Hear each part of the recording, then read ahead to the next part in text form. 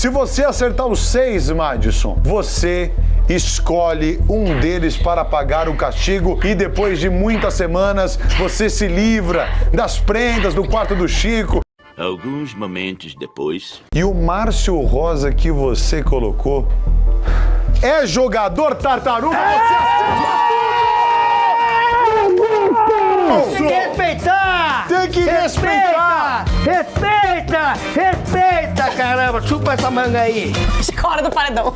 Meu querido Matos, você deve escolher um dos 3. Bom, vou escolher a pessoa que falou que vai me amassar até o final do programa. Eita! Justifiquei, certo? Então vou escolher a Giovana. Aê!